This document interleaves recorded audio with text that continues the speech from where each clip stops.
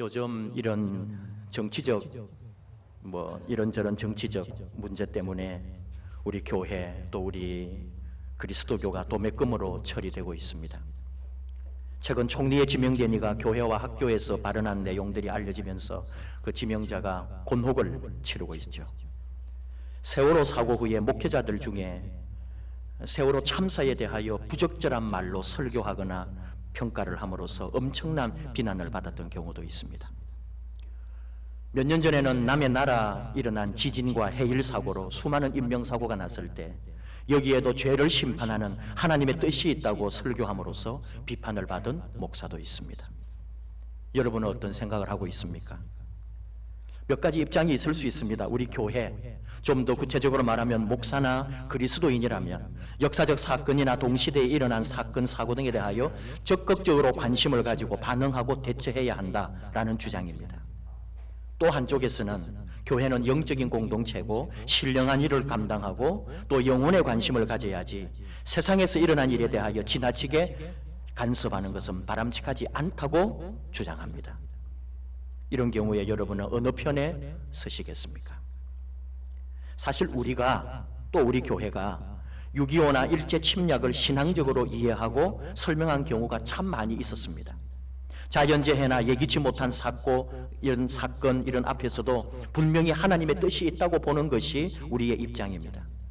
국가적인 일이나 또는 자연재해뿐만 아니라 우리 개인의 삶에서도 하나님의 섭리에 맡기기도 하고 어떤 경우에는 받아들이기 어려워서 부르짖기도 합니다. 가족에게 닥친 어려움, 감당할 수 없는 고난, 앞이 보이지 않는 위기 이런 것들을 예사로 보는 사람이 어디 있겠습니까? 큰일을 만나게 되면은 우리가 보통은 이런 사람이 살다 보면 그런 거지. 누구에게나 일어나는 일이야. 별거 아니야. 하나님과 관계가 없어. 누구나 당할 수 있는 일인데 그렇게 받아들이는 그리스도인은 아무도 없습니다. 작은 일 하나도 하나님의 뜻을 묻고 신앙적으로 이해하려고 하는 것은 우리 그리스도인에게 있어서는 너무나 상식적이고 당연한 일입니다. 그런데 이번과 같이 문제가 되는 경우가 있어요. 우리가 왜 35년 동안 일제의 식민지가 되었느냐? 하나님이 주시는 의미가 있겠죠. 분명히 우리 민족, 우리 교회에 주시는 하나님의 교훈이 있습니다. 근데 이것을 하나님께서 게으른 조선 민중을 깨우치고 이 나라를 근대화로 이끌어주기 위한 하나님의 계획이었다고. 그런 의미에서 일제의 식민 지배가 하나님의 뜻이었다고 한다면 이때부터 문제가 발생합니다.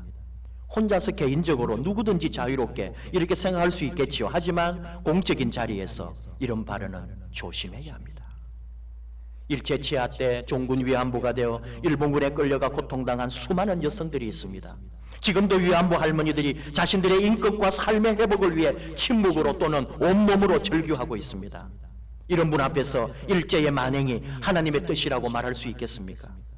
이런 분 앞에서 비극적인 개인의 고통, 당신이 당한 그 고통 하나님의 뜻입니다. 당신이 그렇게 꽃다운 나이에 남의 나라 군대에 유린당하도록 하나님께서 오래전에 뜻을 가지고 하신 일입니다. 그렇게 말할 수 있느냐고요. 물론 총리 후보나 우리가 그런 말을 하지는 않습니다. 우리가 어떻게 그런 말을 하겠습니까? 아무도 그렇게 말하지는 않습니다. 하지만 일제 식민지 역사를 하나님의 뜻이라고 말할 때는 언제나 다른 한쪽이 있다는 것을 잊어서는 안 됩니다. 식민 통치가 하나님의 뜻이라면 독립운동을 하고 3.1 만세운동을 일으키고 독립의 의지를 불태웠던 우리의 많은 조상들은 하나님의 뜻을 거스르고 하나님에게 역행했던 일을 한 것이 되고 마는 거잖아요. 역사를 너무 쉽게 말하면 되지 않습니다. 역사라는 게 내가 그렇게 쉽게 평가하는 게 아닙니다. 내 중심으로 역사를 해석하고 마치 내가 역사를 평가하는 것처럼 착각해서도 되지 않습니다.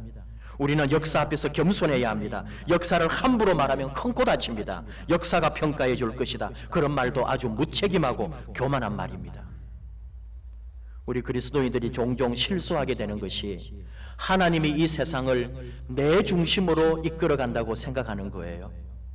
여러분은 어떤지 모르겠지만 제가 아는 어떤 분 중에 믿음이 지나치게 좋아서 하나님의 말씀, 이 성경의 말씀들이 자신에게 이루어지고 하나님께서 다른 사람보다 유난히 자신을 더 사랑한다고 믿는 사람들이 있습니다. 심지어 주님은 내가 살아있는 동안에 오실 거라고 주님의 재림을 확고하게 믿는 사람도 있습니다. 주님을 너무 사랑하고 믿다가 자기가 주님처럼 되어서 아예 교주처럼 되어버린 사람도 있습니다. 우리 시대의 이단의 우두머리들이 특별히 이상한 게 아니라 하나님께서 이 시대에 자신을 세상에 보내신 뜻이 있다고 믿고 나를 통해 하나님께서 큰 일을 이루신다고 지나치게 확신하면서 어긋난 길을 걷게 되는 거예요.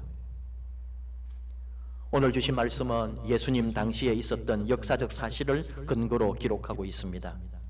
오늘 말씀의 배경을 먼저 봅니다. 첫 번째는 빌라도 총독이 유월절 기간 중에 많은 유대인들의 피를 흘린 사건입니다.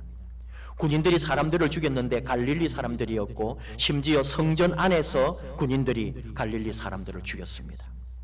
여러 해석들을 종합해 보면은 이스라엘의 북쪽 지역이 갈릴리 지역인데 여기 있는 사람들이 유월절을 맞아서 예루살렘 성전에 제사를 드리려고 순례객으로 예루살렘에 온 거죠.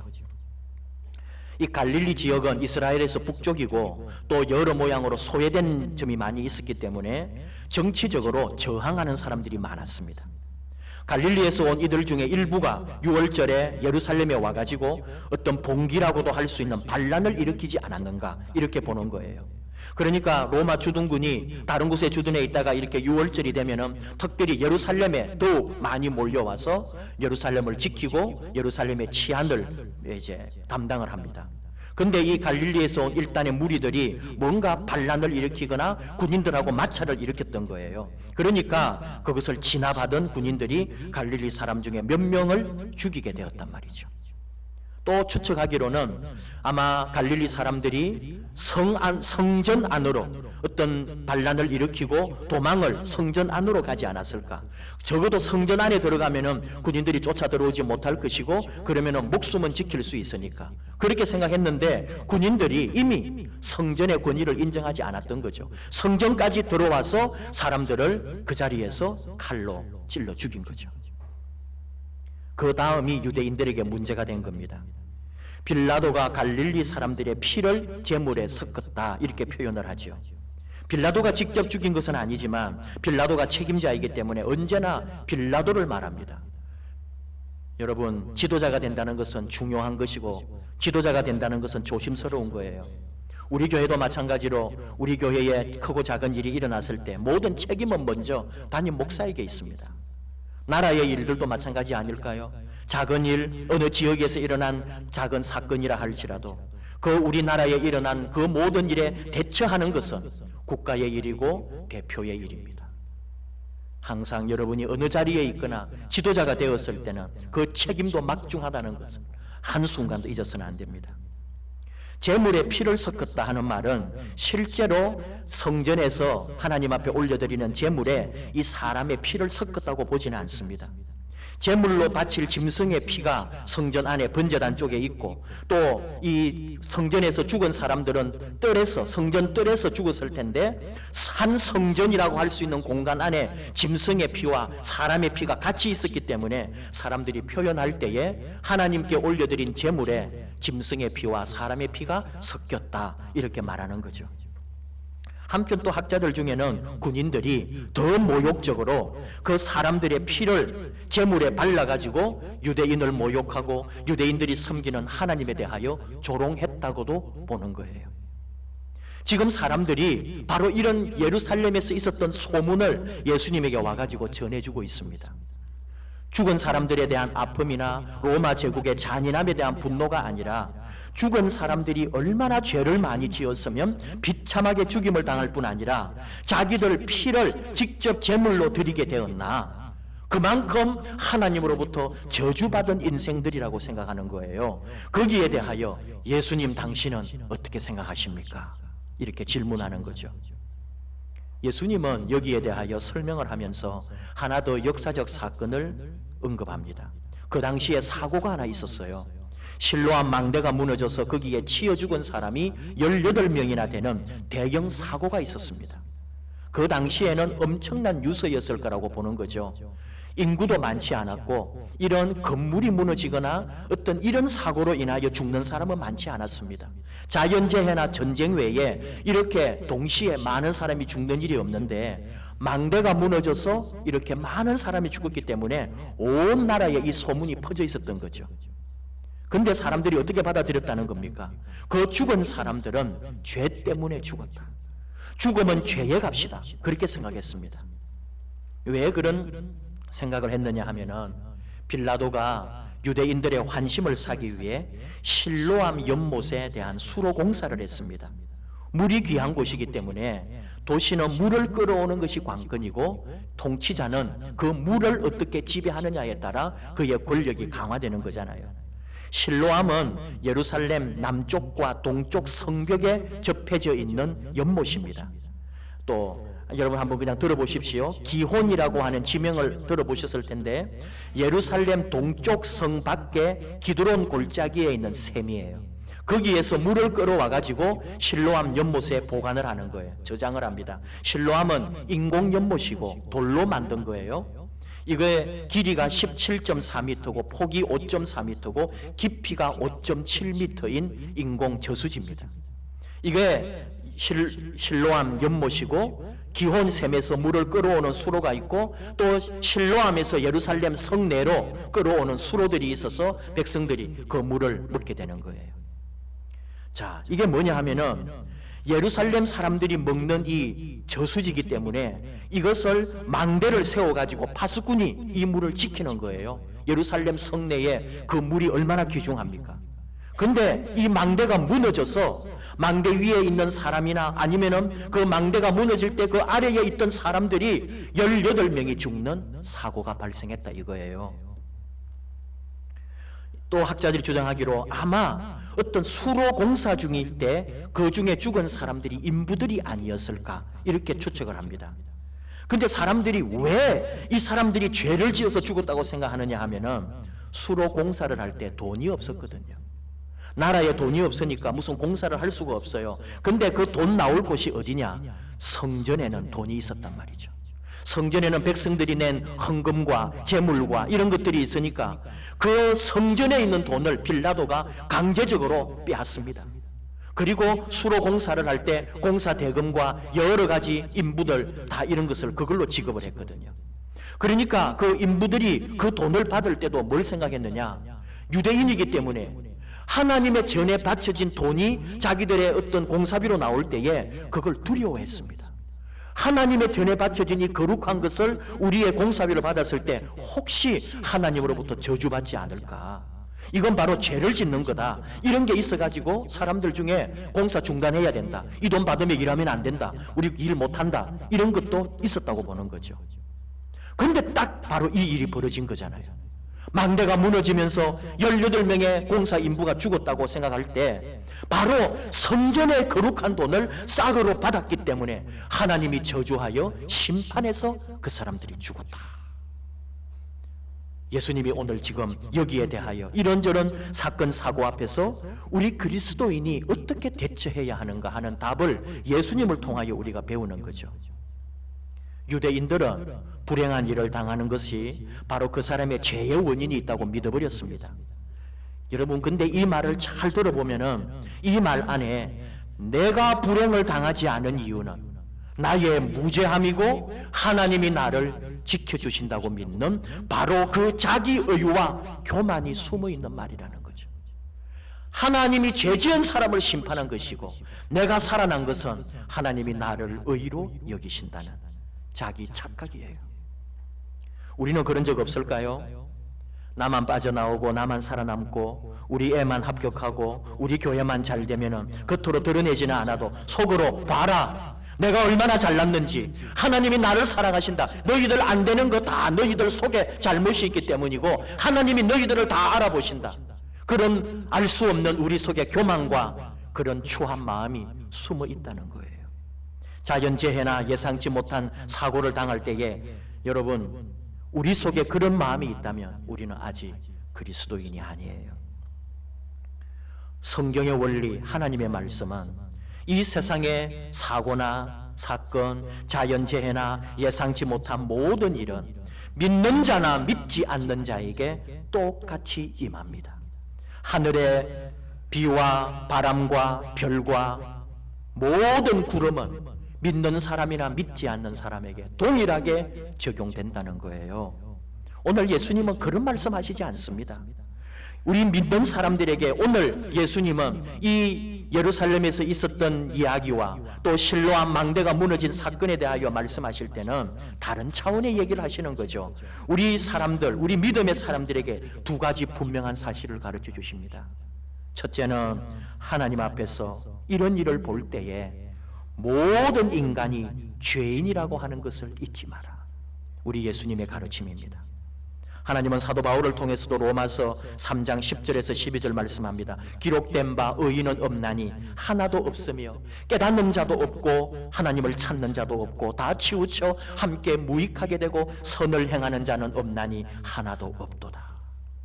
우리 모두는 하나님 앞에서 죄인이라는 것을, 그 무섭고 큰 사건 앞에서 항상 자기를 먼저 돌아보라는 거예요. 바로 이어서 두 번째 교훈은 이런 불행한 사건 사고를 당할 때에 그 사람들이나 사건에 대하여 정죄하거나 비난할 것이 아니라 도리어 자신의 죄를 깨닫고 그 죄를 회개하고 하나님 앞에 겸손히 나아오라는 말씀입니다. 마태복음 7장 1절 2절 주님 말씀합니다. 비판을 받지 아니하려거든 비판하지 말라. 너희가 비판하는 그 비판으로 너희가 비판을 받을 것이요 너희가 헤아리는 그 헤아림으로 너희가 헤아림을 받으리라.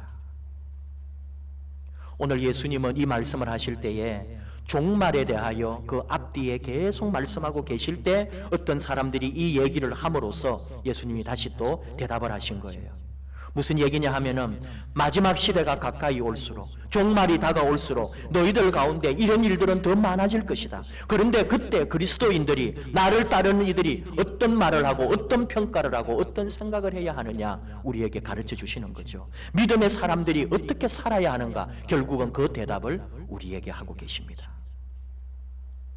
생각 있는 그리스도인, 제목을 그렇게 정했습니다. 일찍이 함석헌 선생님은 생각하는 백성이라야 산다고 했습니다. 생각한다고 하는 것은 생각이 있다는 말입니다. 생각이 있다는 것은 사고하고 더 많이 생각하고 사상과 철학을 가지고 있고, 우리 그리스도인들에게 적용하면 더 많이 기도하고 묵상한다는 의미가 됩니다. 말하기 전에 먼저 생각하고 말하기 전에 먼저 묵상하고 기도한다는 거죠. 입에서 나오는 것이 뭐예요? 마음에서 나오는 것이라고 예수님 말씀합니다. 마태복음 15장 11절, 입으로 들어가는 것이 사람을 더럽게 하는 것이 아니라 입에서 나오는 그것이 사람을 더럽게 하는 것이니라.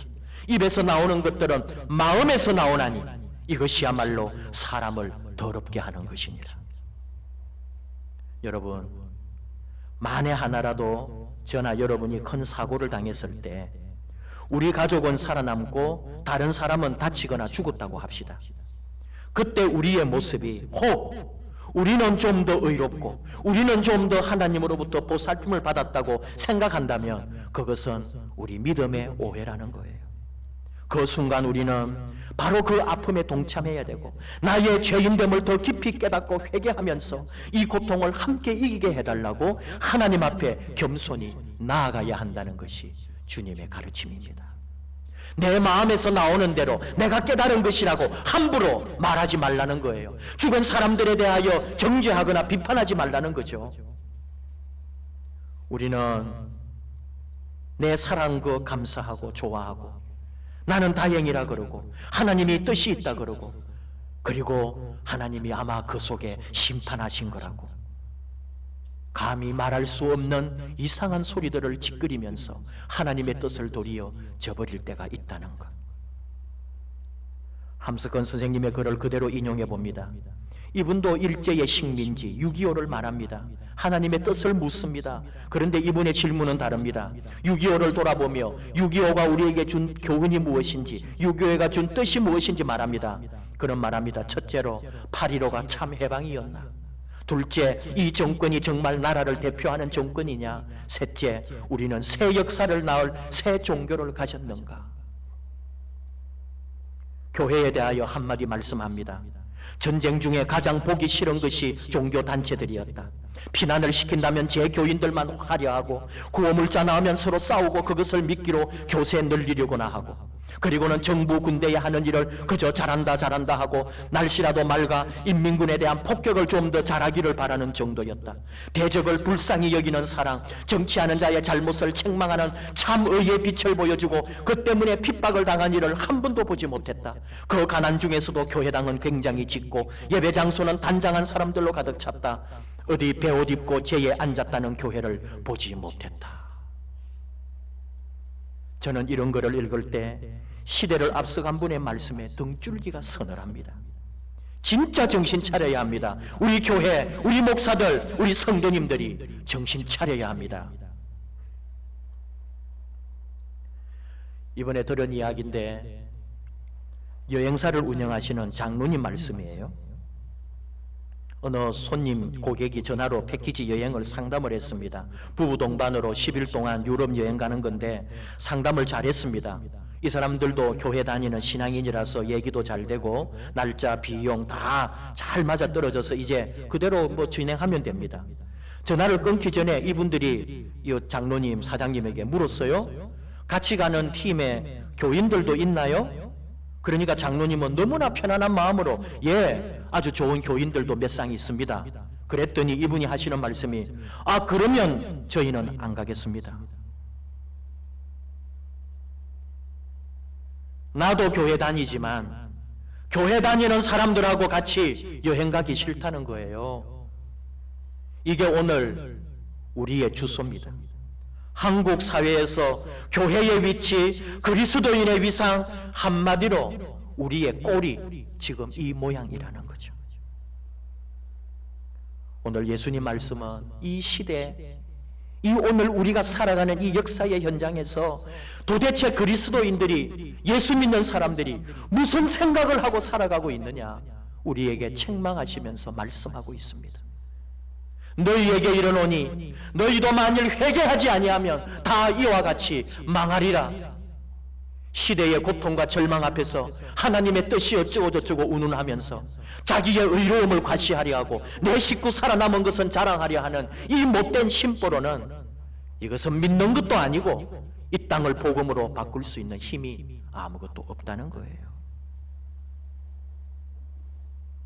사랑하는 여러분, 시대가 악할수록 회개시키는 성령님이 우리 가운데 함께하기를 원합니다.